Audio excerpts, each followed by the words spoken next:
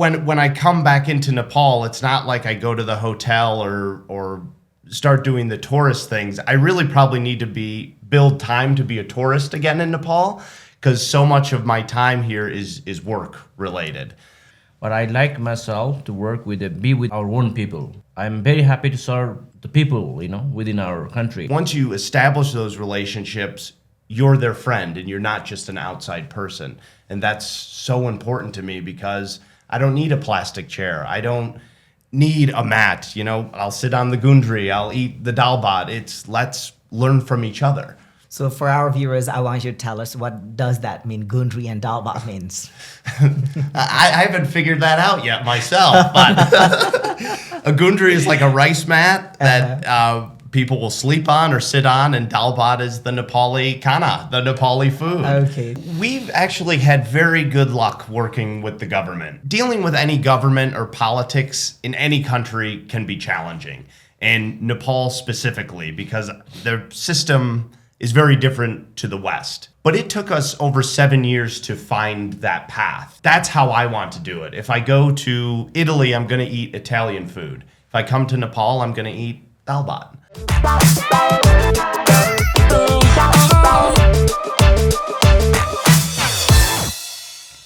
Good morning and namaste, everybody. This is me, your host, Robin, and today we are conducting a very first episodes of Working in Nepal, an NGO's perspective, produced by Yak Films Productions. So in today's episode, we have got two beautiful guests. One is Dan Maurer and another is Resham. So they've been representing their NGO, or let's say INGO for that matter, which is Elevate Nepal. So let's welcome them into the show. Welcome. Thank you. Thanks for having us. Okay, so starting with Dan, you've been, it's your 20th time to Nepal, right? Roughly. Okay. Too many is the right answer. All right. So what brings you to Nepal time and again? What brings me to Nepal time and again? It's the people. It's definitely the people of Nepal. There's a saying amongst expats and people living and working here in Nepal is, we first come for the mountains, but we return for the people. And that's really what happened to me. And that's where my love for this country started and continues today. Oh, wow. So we've got Resham, and you've been into this business for 40 plus years. That's a freaking 4 decades. Yeah. And into this long journey, how come you met him? Oh, how come we met him the first time was one of my trekking friend, also friend of a mutual Dan. Friend to both. Yeah, mutual friend together. So he introduced us 2015. Yeah. So that's why since then we are working together, Elevate Nepal. So it's almost about like a decade. Yes. And counting about. Yeah. A decade with him, that's why I look so old. That's a long time to work together. I like that actually. So let's talk about Elevate Nepal. I mean, the name itself, let me ask you, there are like already thousands and hundreds of, like INGOs and NGOs working here in Nepal, out of which what stands out, like what makes Elevate Nepal standing out from the rest of the others there? Dan. I think it's our relationship at the local level. I come from America. I spend about 5 months of the year here. Resham is here, of course, full time. But our biggest difference between other NGOs is how much time we spend out in the rural communities. We don't work in the cities. We only work in the remote villages. But we don't just go out for a day or two. We go out for several weeks at a time at certain times. And we live with the local people. We learn from them. We take the time to listen. And that is such an important thing, because that's what makes your NGO effective in delivering that aid. I would say that's probably the biggest difference between us. And I don't see many foreigners who spend that much time out there, but then I also don't see many NGO leaders, Nepali NGO leaders, who spend that much time out there. There's a big disconnect between the communities being served and the operating entity. And I think that's what makes us so great, is working right at that local level. And that's the fun part, the international camaraderie. That's why we do what we do. One of the reasons. Okay, so talking about the areas where Elevate Nepal have been working, effectively into the community, what do you think are those major areas? So we've worked in many different districts around Nepal. Excuse me. We've worked Rasua, Kaski, Kavre, Noakhand, Yeah. Bara, Makhwampur, Gorkha. We've worked so many places, but our main focus for the past 4 years has been in Makhwampur doing rural community development.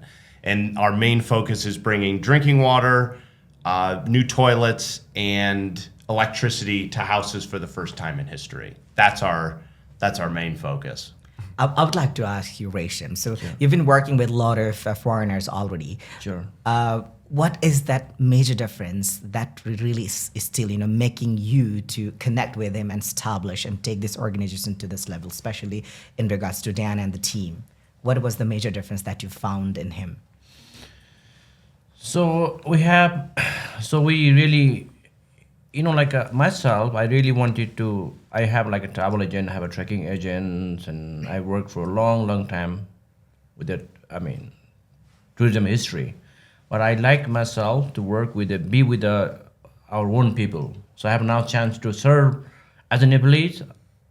I'm very happy to serve the people, within our country and within poor community.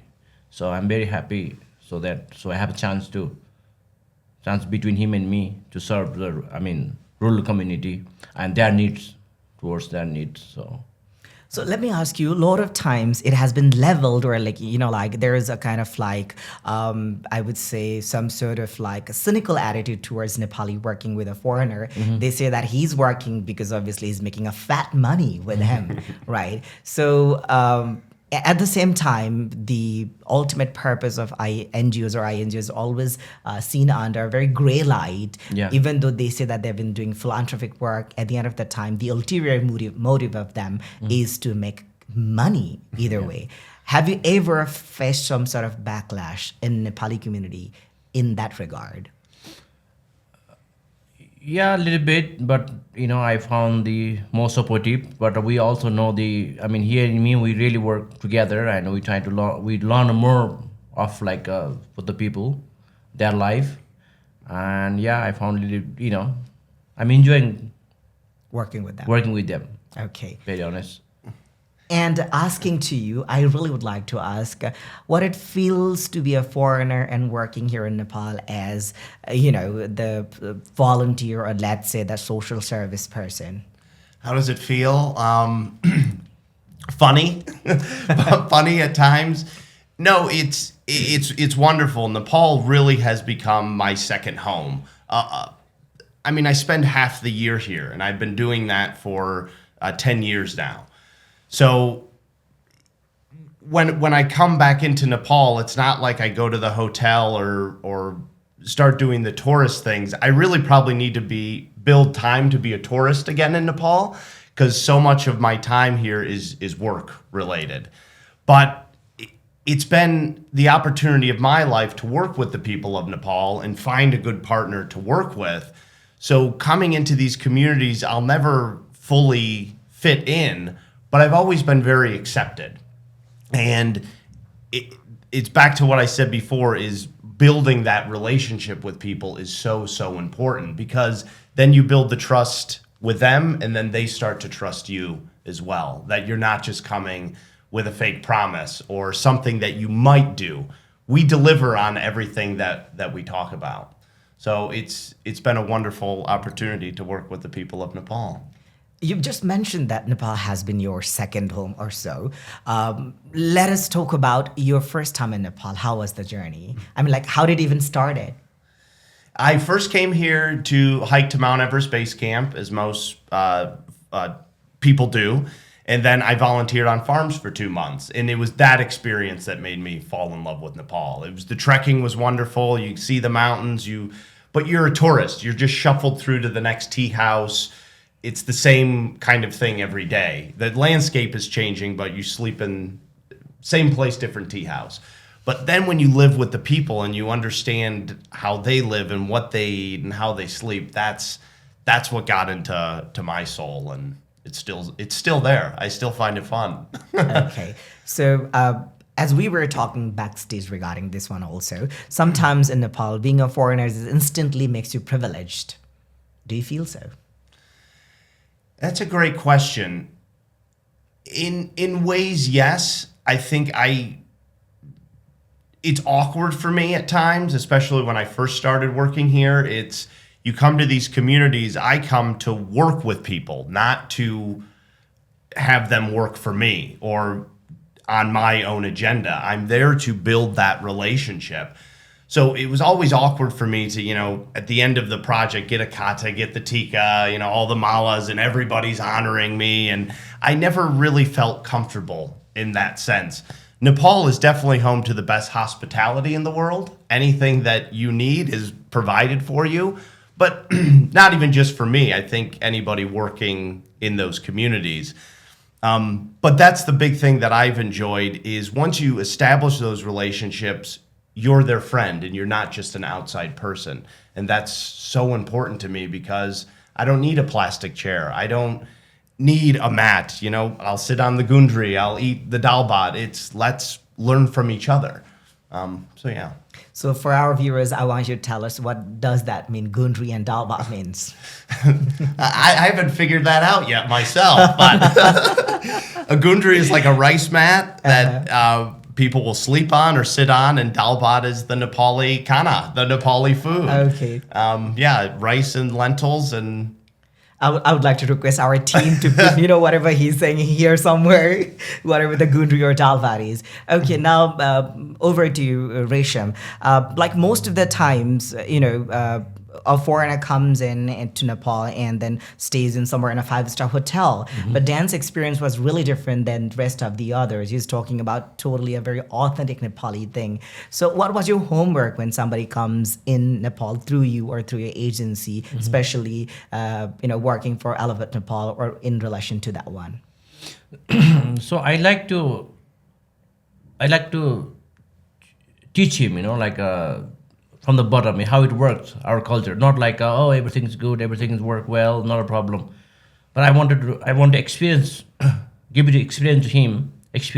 So showcasing the reality. Yeah, experiencing the reality and how it works from the bottom. Okay. I don't want to say as per superficial. Yeah, so I want him to learn from the bottom, so it will be easy for me to tell him or translate him if there is some problem. So he will know the problem from the scratch. So, I don't mind to tell him okay, let's go to sleep in basic house or basic food or basic anything, do the digging or a plumbing or piping or whatever there, we can work together.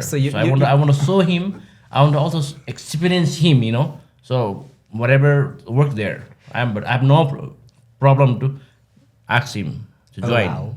Can we still say here in Nepal, we have this tradition of keeping holly, which is a worker. So can we say you've got an American as a holly of yours? Quite similar, right? Yeah. So Dan, how does it feel to be a worker at Nepali's home? To work in a Nepali home? Yeah. As a Nepali, of course, not as the foreigner thing, No, that's what I love. Once that barrier is broken and you're no longer sir, you're Dai. Oh, wow. That's what, you're no longer a sir, you're a brother. And that's what I like. And I think that's with Resham and my relationship is being very transparent.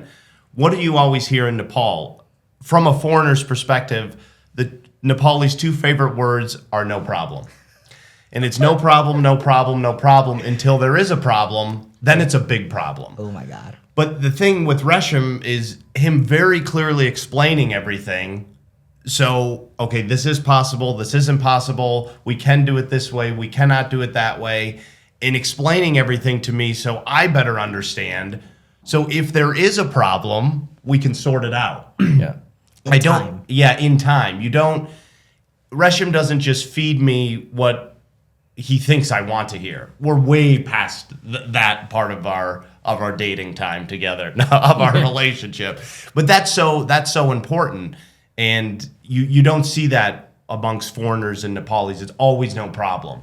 But again, when there's a problem, it's big. So you really have to have an open book.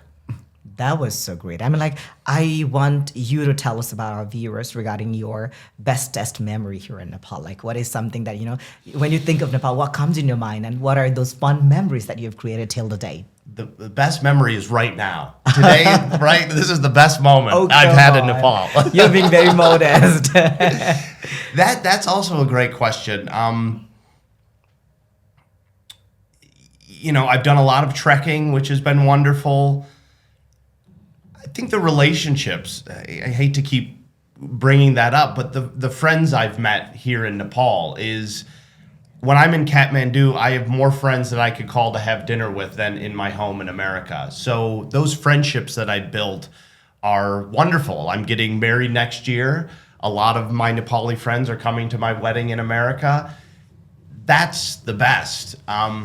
In a single moment, I think, was when we first got water to our first village of Gopagari. We worked so hard.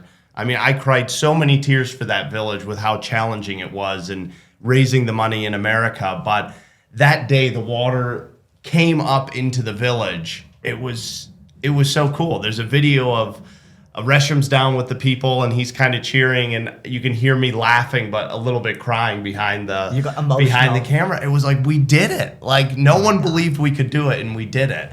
And this was a very complex system where the water was below the village, and we had to pump it up to the top. So gravity systems are much easier, but we had to bring in all the electricity. We had to bring in a new transformer. We had to build the collection dam. We had the pump to pump the water to the top of the village. It's as tall as me. This is a massive pump.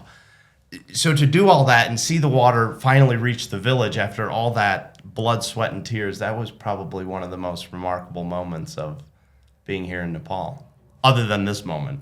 Okay.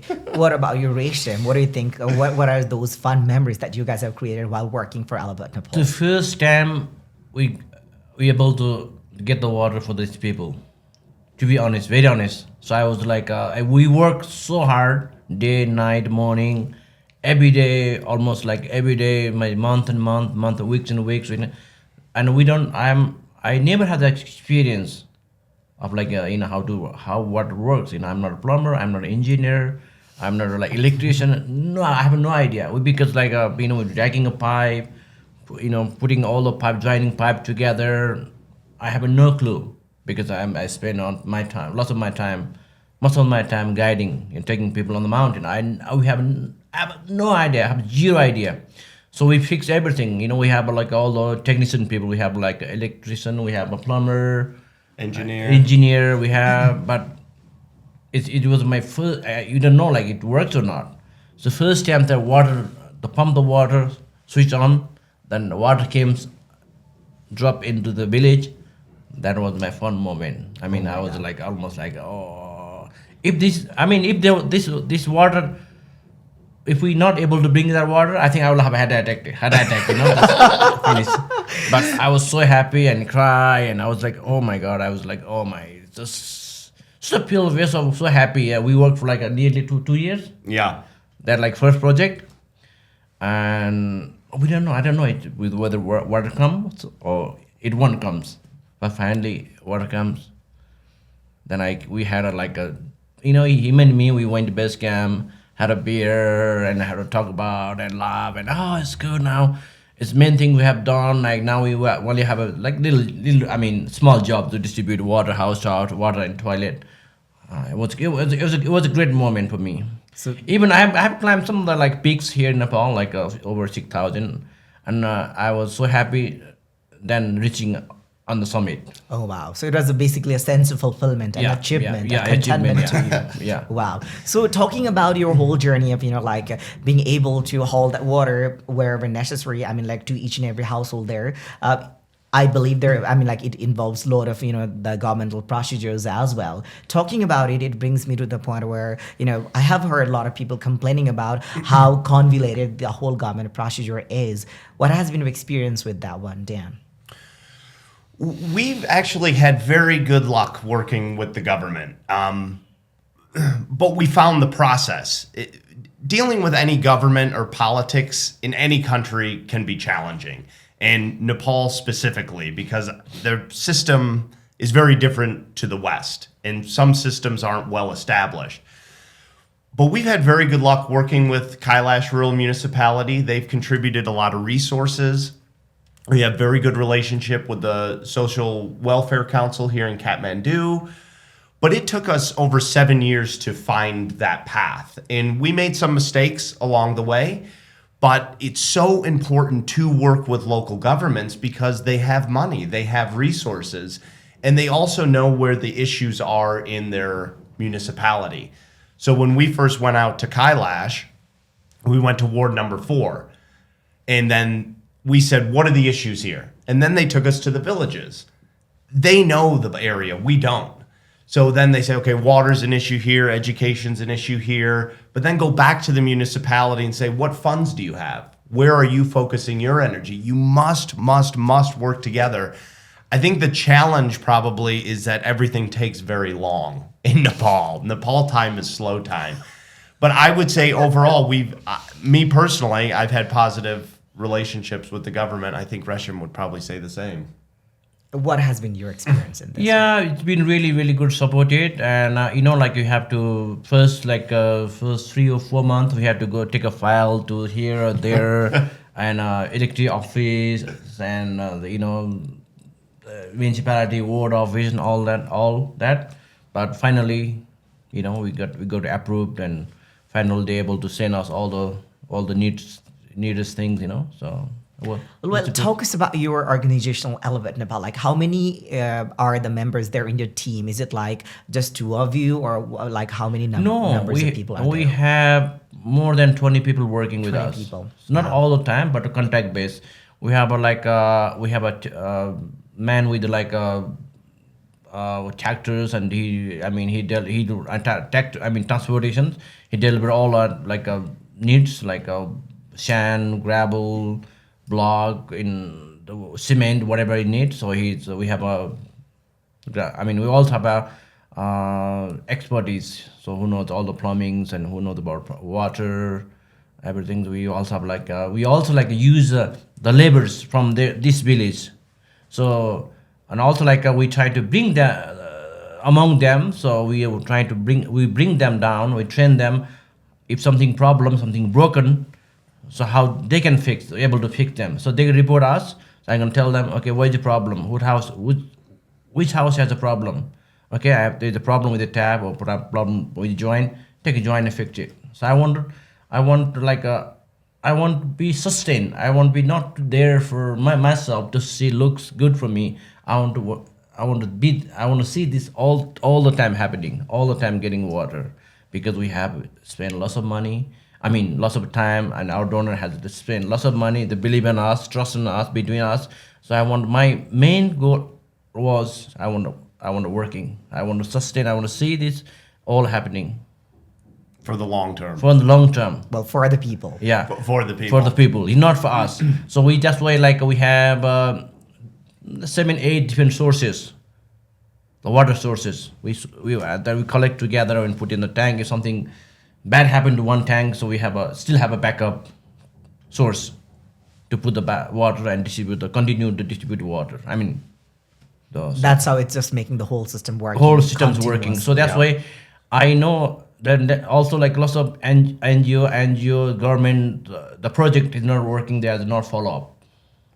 They don't know how to follow up. They don't know how to, if there's some problem, and they don't know how to fix that, then they run away. Oh, there's so much away. Oh, they run away. And they don't know how to fix it, how to make it continue working. It's not worth, for me, it's not worth spending my energy and money if something is broken there, something not working.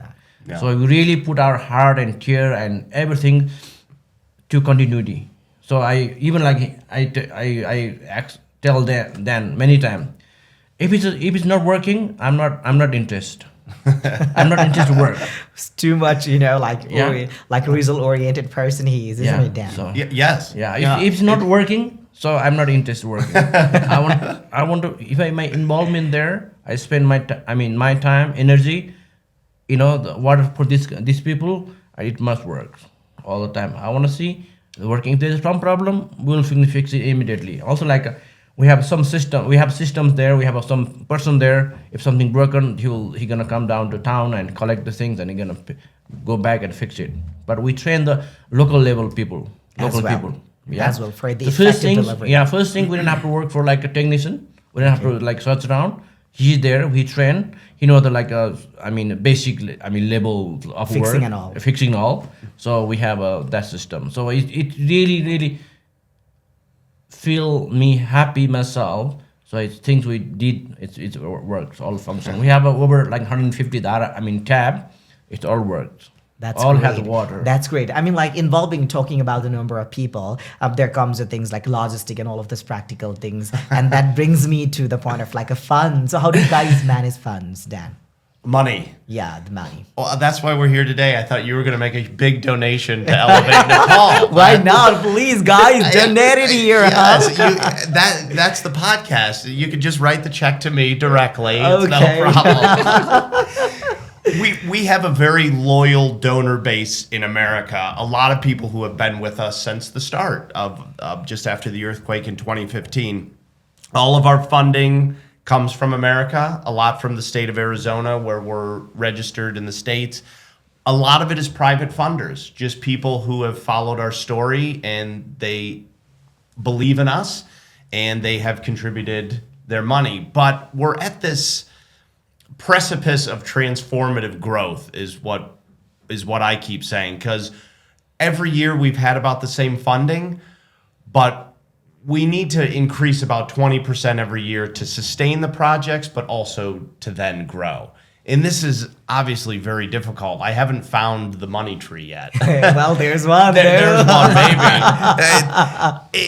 But we've gotten very good at what we do. You know, Resham spoke to the points of we've established a transportation company. We've established a construction company. We have trained people at the local level.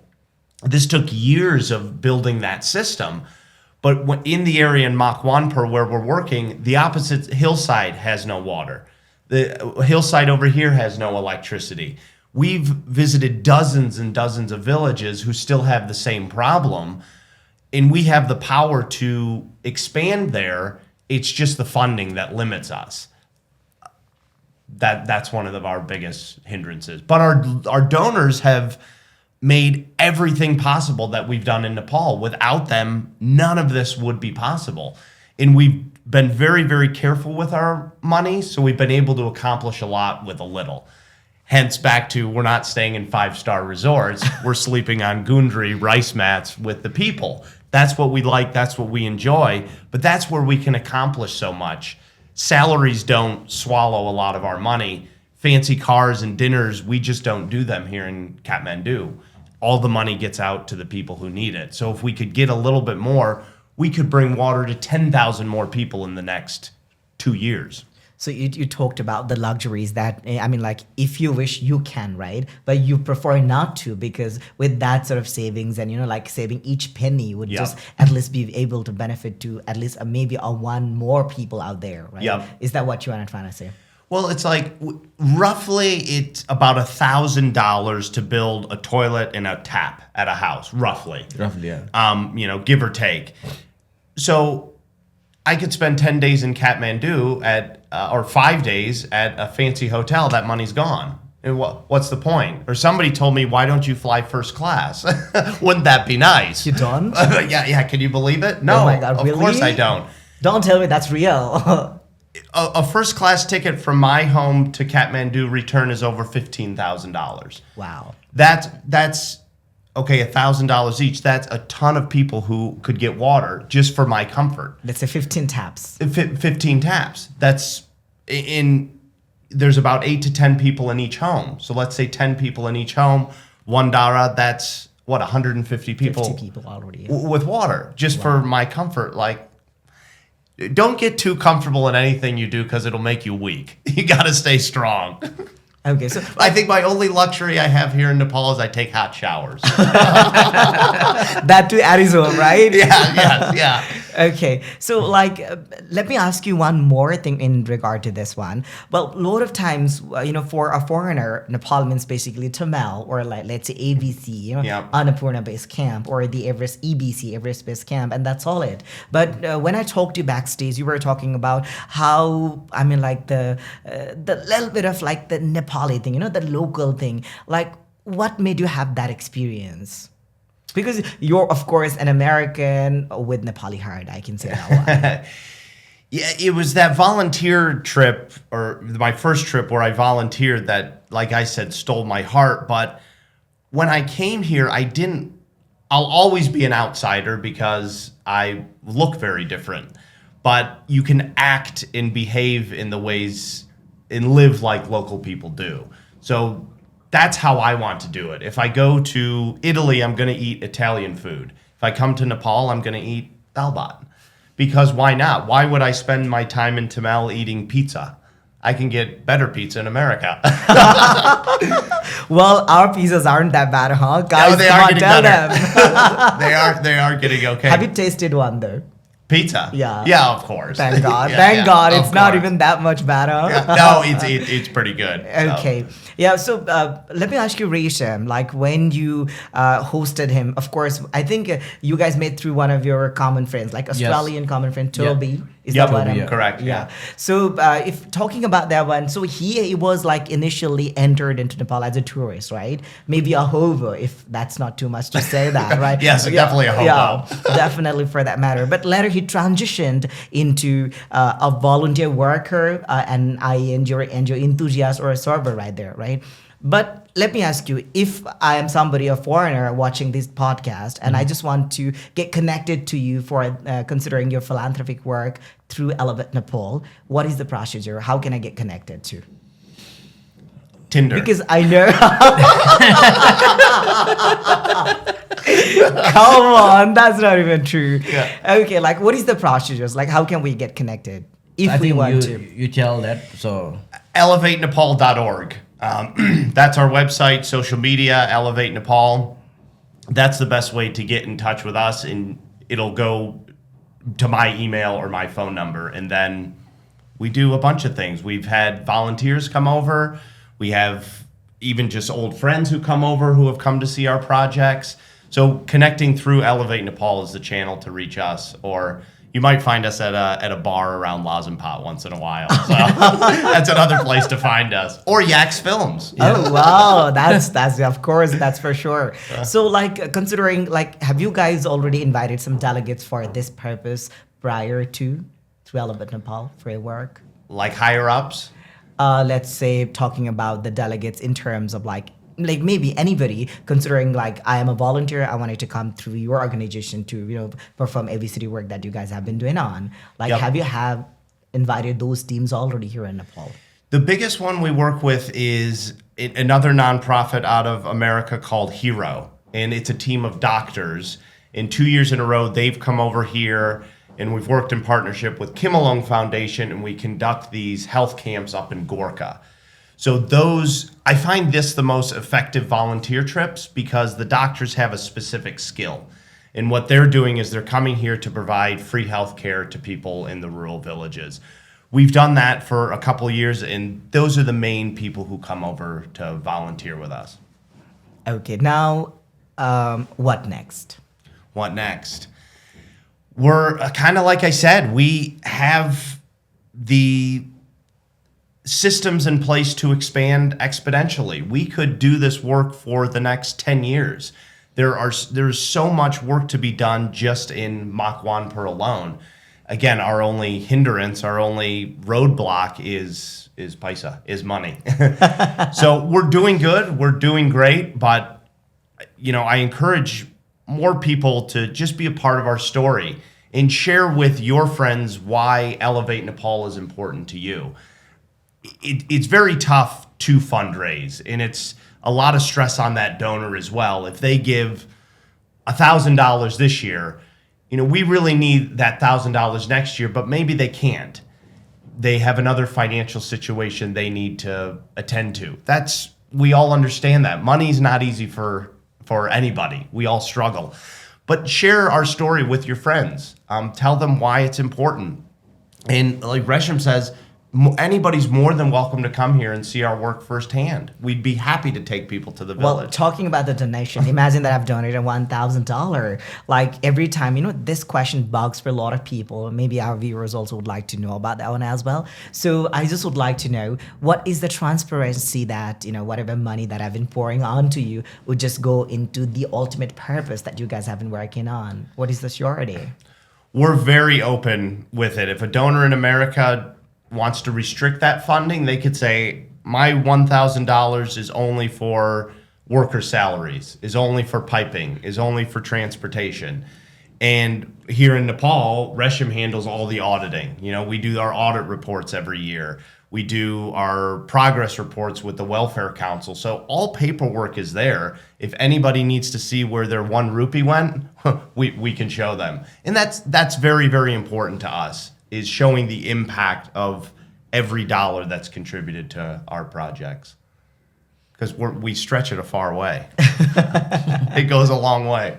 So where do you guys see yourself in next 5 years? Where is Elevate Nepal heading on to? Go ahead.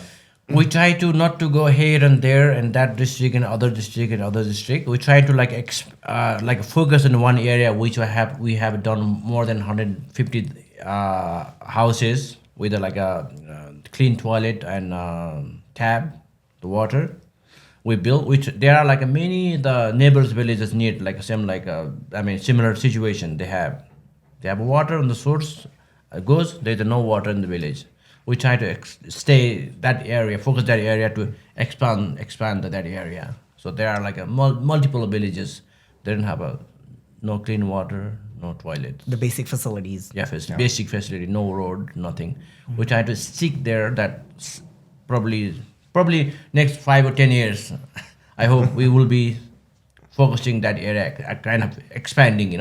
Expanding is not easy for us, easy for our worker, easy to handle the project. So if we do if you go maybe other districts, we have to have all new systems to join. Also it's good for us to keep up. Maintenance. Mainly for me is maintenance. Make sure once we make it 10 tab, make sure it's working all the time. Make sure there's the water.